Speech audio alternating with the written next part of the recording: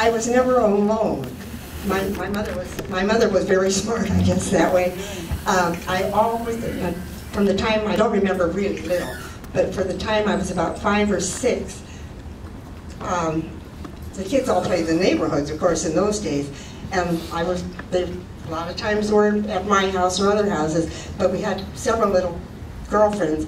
And in the summertime, every day, not every other day, every day, we walked down to the old Lincoln pool, and of course we were little kids, and the neighbor ladies, my mother was Mrs. Crowther, no one called them by their first name then, but anyhow, and the parents would say, well, if Mrs. Crowther's taking Jean down, then you can go. So we had at least 3 or 4, sometimes 5 kids every day going down like little stray animals.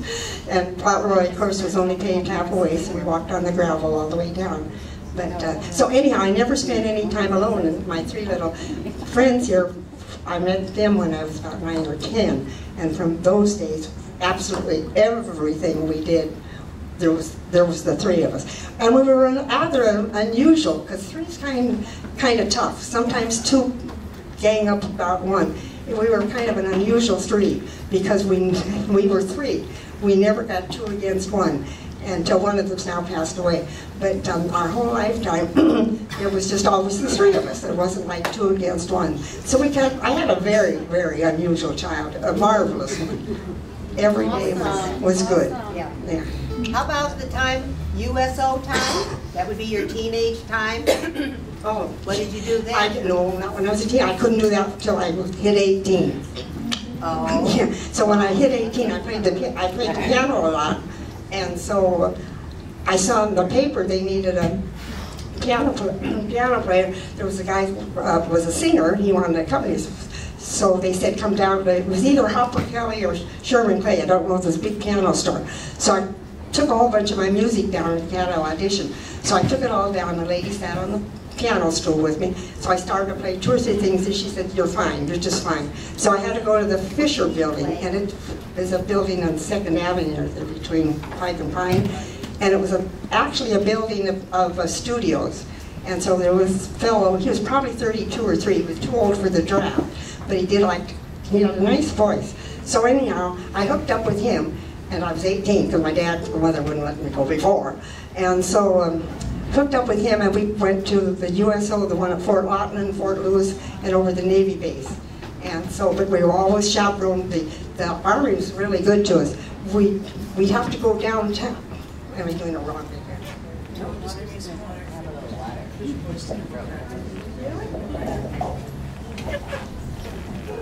She says I'm getting crap.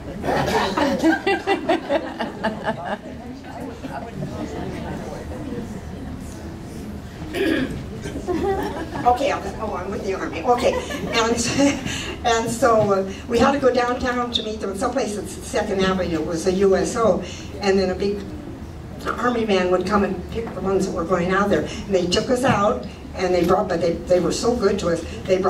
We had to go down to meet them to go out, but coming back, they took us right to our front doors. They brought us all right home. So I did that all through well, I couldn't do it until, let's see, what did I do? I turned 18 right after I graduated in that next September, and so then that's when I got to sign up. So from then on, and then any nights I was off, I went down to the Trianon Ballroom, and it was wartime, and it was but Seattle was it was a good town if you were 18 years old and a girl. So it was, and I went to the Trianon all the time, and my 2 cousins here, their pictures. Jack didn't much like to dance, but Warren did. And so every so often, if he was coming on the ship from the Navy, get up to Seattle, him and I would go down because he liked to dance. And so I'd go down with him, and so he'd say, go dance with someone else, if someone else, I'll find some other girl to dance with. But anyhow, so I was at the Trianon quite often. And then I met my husband in 1947, we got married in 48, and had an absolute wonderful, couldn't have been better, wonderful life. And we were married 50 years, 7 months, and 15 days. So I was very fortunate, very, very fortunate, because we both, and we didn't have children, but we like to do stuff. That's why I'm not a card player, because I never sat home and played cards. But we went into dancing, and then he wasn't much of an ice skater. I bought him ice skates for the first Christmas we were together, and he was a good sport. He tried it, but it wasn't for him, so we banked that. But he liked dancing, and he wasn't the best swimmer, but he tolerated me. Because when we always, when we went any place, we went in motels, and we always had to get one with a pool. And so I'm very water safety conscious, and I said, because sometimes I'd go when it was empty, and I said, well, you sit there, because I said, you know, accidents can happen to anyone. So he'd take a book down and read, and he said, my God, he says, all she does is go back and forth, back and forth. He says, don't you ever get tired? Don't you ever get tired? And I said, well, if I did, I'd stop.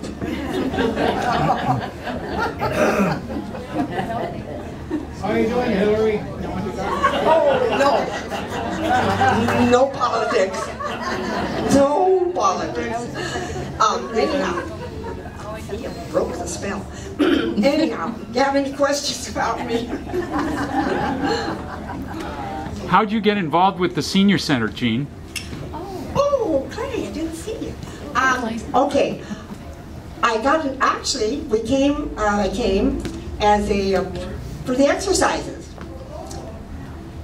And then I met, there was a gal in it, and her name was Gladys King. She's now passed. But we were looking at some pictures one day, and I saw her with one of these outfits on, and I said, where are you doing that?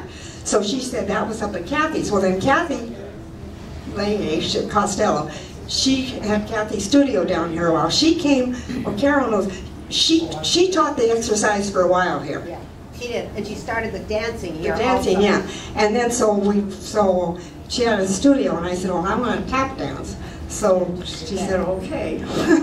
So they already had a little group, and I was 59 years old then when I took up tap dancing. Wow. And I said, I always knew if someone would teach me, I could do it. And I loved it. And so we danced with her for 8 years, took lessons, but then we found out, and we called ourselves the West Seattle Tappers, and we always, let's see, well, that was in the late 80s and 90s. And so we danced all over the place at all the men's groups, you know, the Kiwanis and the Lions and all those guys. And for luncheons very often, for different people's luncheons.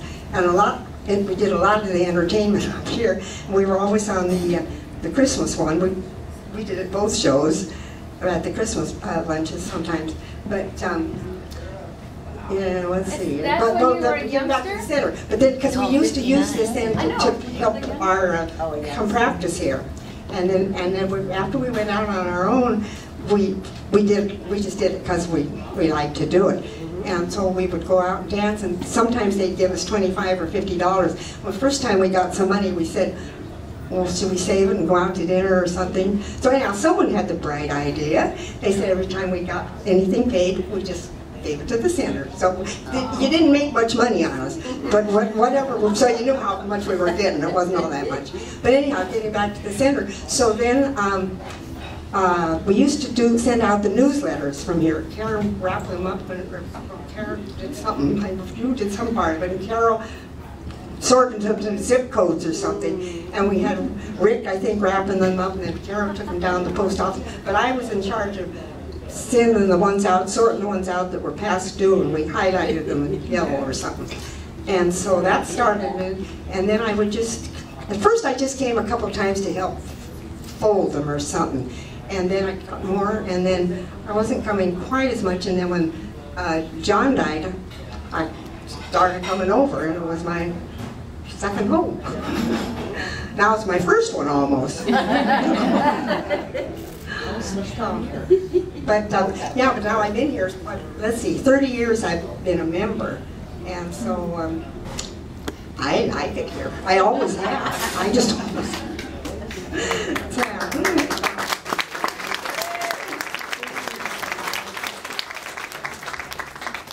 Should I shut up?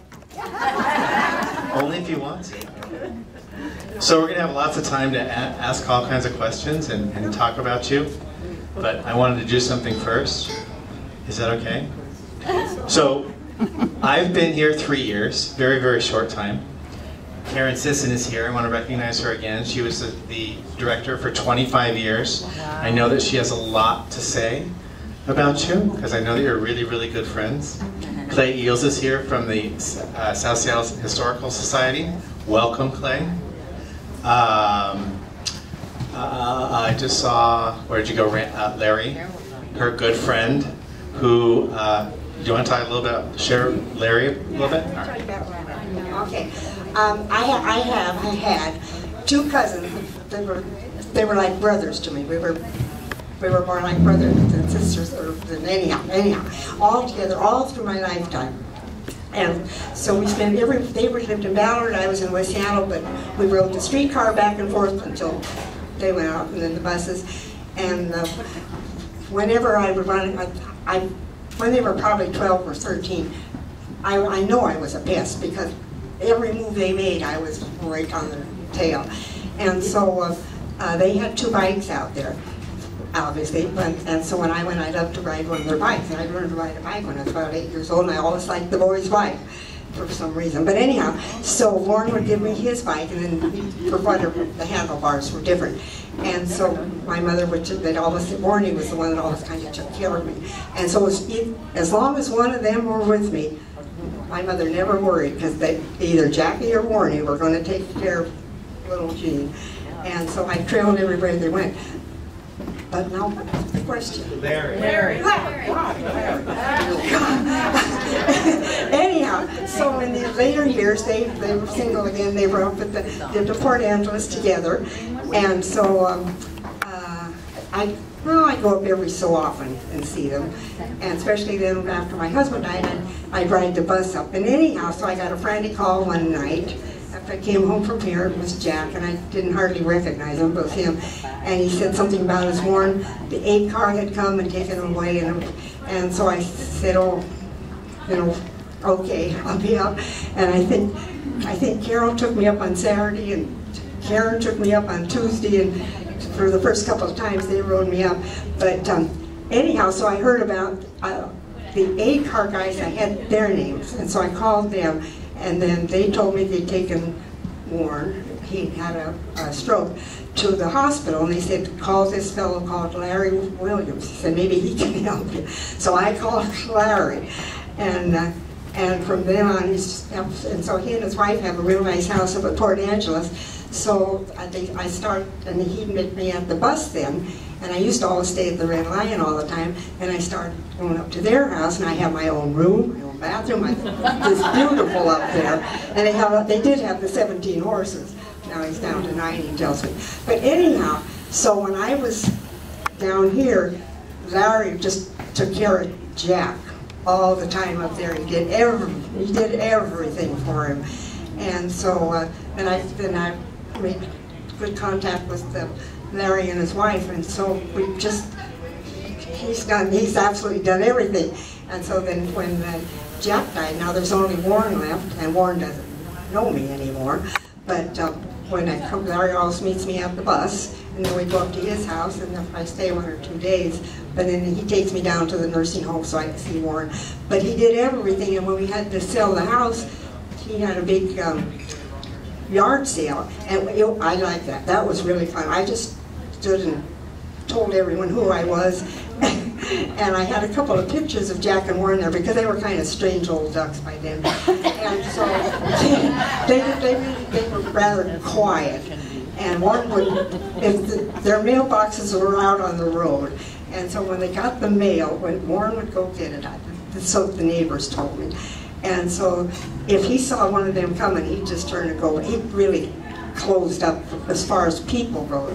And so I guess when he put the signs out, a lot of neighbors came because they wanted to see what about these 2 old guys living in there. And so I had a couple of pictures at that. So I put a couple of pictures out like that, and I said, see, this is what they were like when they were little boys and young men. I said, they weren't always like that. But anyhow, Larry took such good care of Jack, and me when I'm up there. So I called him the other night, but I know he's going in pretty soon for something, so I thought I had the wrong week. I thought it was this week he was going in, so I didn't want to mention today, so I didn't mention it, and I thought, that's okay. So someone said earlier today, Larry's here, and I said, I thought he was in the hospital. And that's Larry.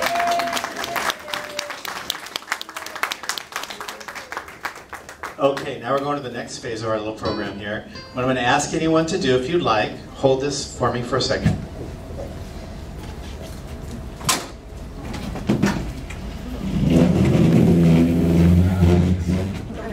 That's for you. Another year of fabulous. Isn't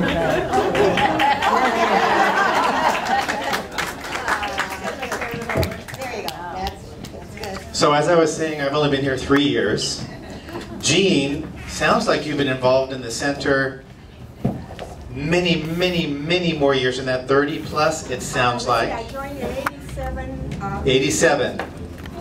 What is it now? 2017 almost. So that's 39 years? I was only coming. You just joined?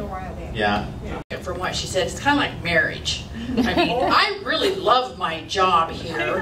Why do I want to just get paid? Then it would be a burden. So no, I'll keep giving, which was very nice and appreciated. So we hired another part-time person, which helped. But anyway, Jean, you have done a wonderful job. You're loved by everyone here, and by me as well.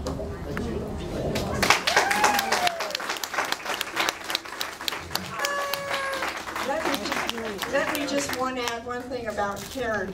Well, yeah, that's it. No, because the night my husband died, I won't go into loss. They had the 8 car came and they did. He was supposed to go to the hospital, and he didn't because he died. They took him to the morgue. So I had gone out to the hospital with the people in my building, and so they told me he wasn't there. So I got on the phone fast and called a friend that used to be here every day, Bella Warner, and I said, "Now, you had to know Bella to understand this," and we laughed about it. It wasn't funny, but it was funny if you know Bella, because I called her up from the hospital because I was heading down for the morgue in the car, and so I said, "Bella," and I was half crying, and I said, "Bella, I've lost John." And she said, "Oh my God," she said, have you looked in the closets in the drawers?" I said, "Bella died." And she said, "Oh my God." So anyhow, I said, call someone. So apparently, Karen's the one she called. So when I got down to the morgue that night, we had a long wait, and the phone rang down there, and they said, "You've got a phone call." And so it was Karen. And so she said, "I'm coming down to get you, and you're coming back to my house tonight." And I said, No, I'm going to be okay. And she said, "Okay, then I'm coming down and stay at your house." And I said, "No, I'm going to be okay." So anyhow, she didn't come, but the next morning there was a knock on my inner door, and I thought, I knew she couldn't get in the condo, but I knew she probably asked someone that just said, "Let me in." And so her and Doug were standing at my door that next morning, and she stayed with me for, well, I had a couple of nephews, and they did come up, but Karen was there until she came, and then for every step of the way the next few days, Karen never left my side, and I'll never forget that. And then 3 or 4 years later, when I had the mastectomy, that was another, and I'll never forget what she said. Her office was back here, and I got the call on the phone out front, and I started to cry, and I went back, and I just stood in front of her desk. Remember that? And she just looked up at me, and I said, "It's cancer, and I have to go now, and I have to go to the hospital," something like that. And she was writing something, and I never will forget the words. She just dropped her pencil down, and she just looked at me, and she said, "Well, now what do we do?" She didn't say, "What do you do?" She said, "What do we do?" Never forgot it. That's a best friend. Yeah.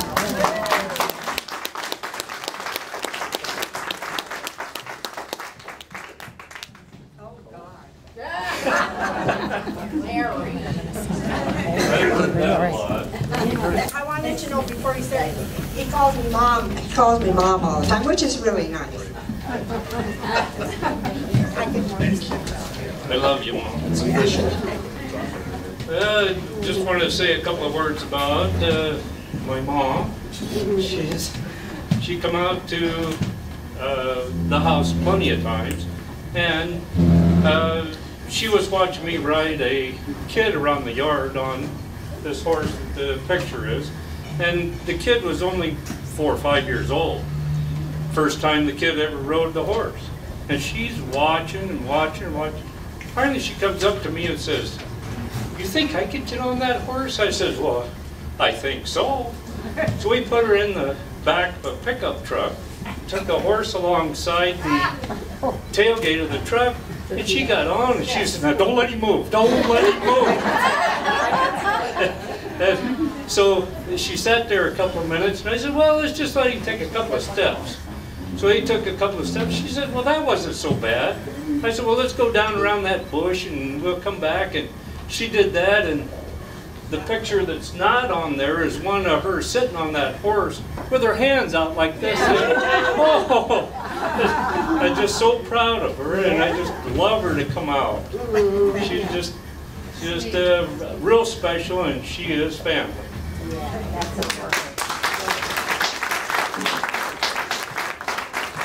I'll tell you what I know about horses. When he did walk me around, and I kept saying, "Don't drop the leash, don't drop the leash."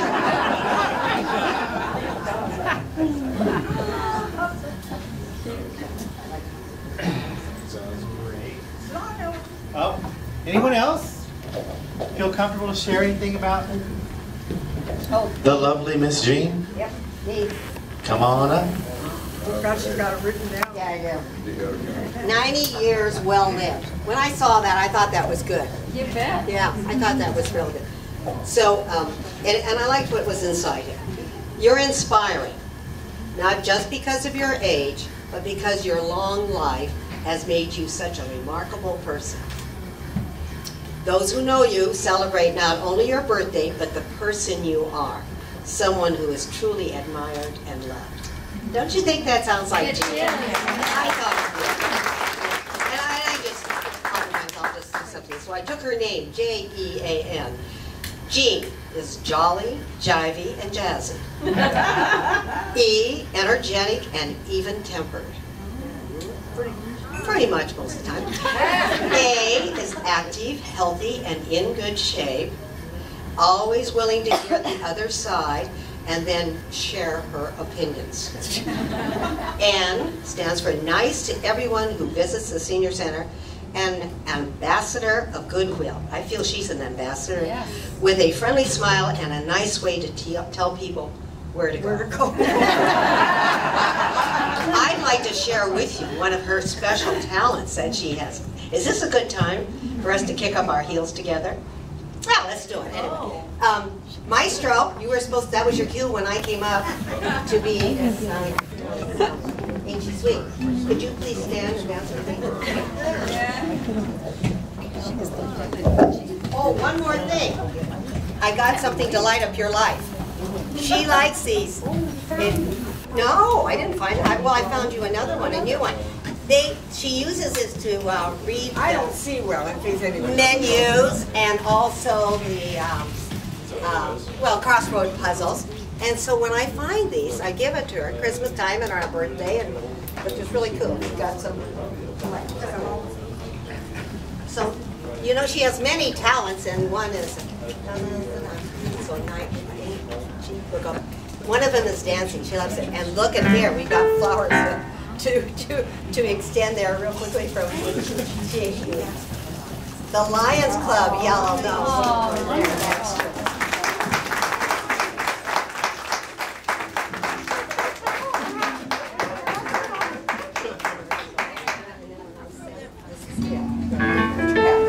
Something like that.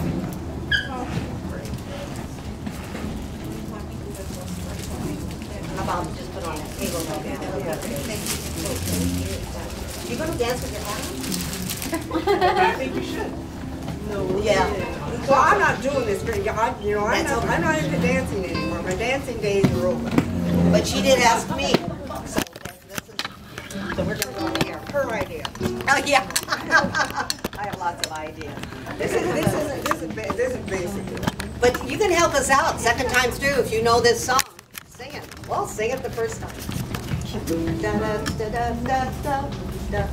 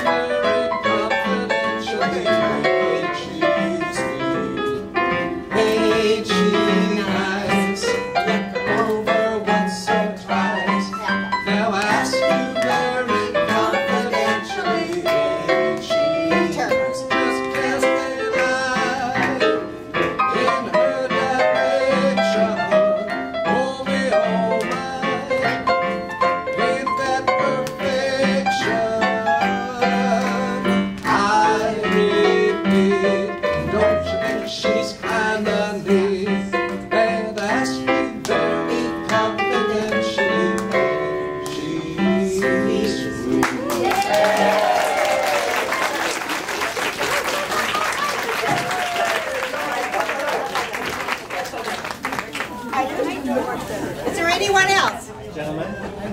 Okay.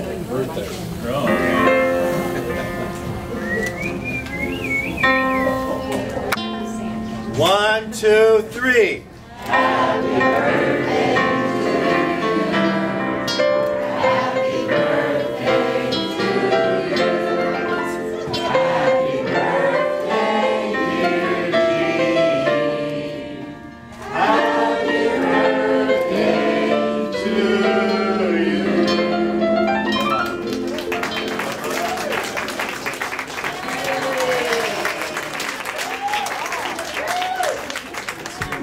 All right.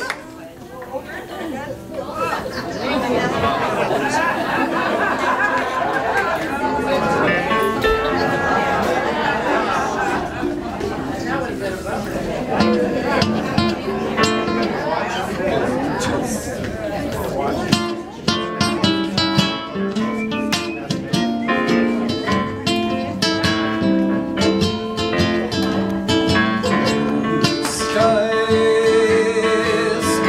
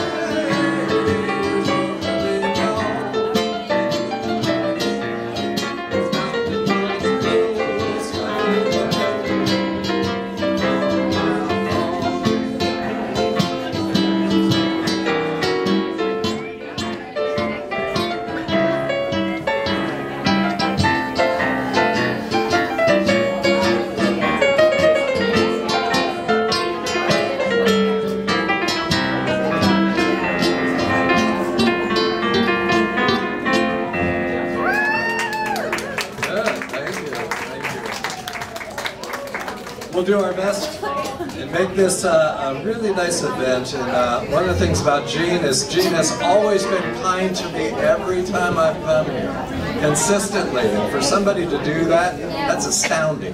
So, Especially with you. yeah, I'm so demanding. How about a little blue heaven? And how's the volume? Is volume okay for your ears here? Okay, thank you.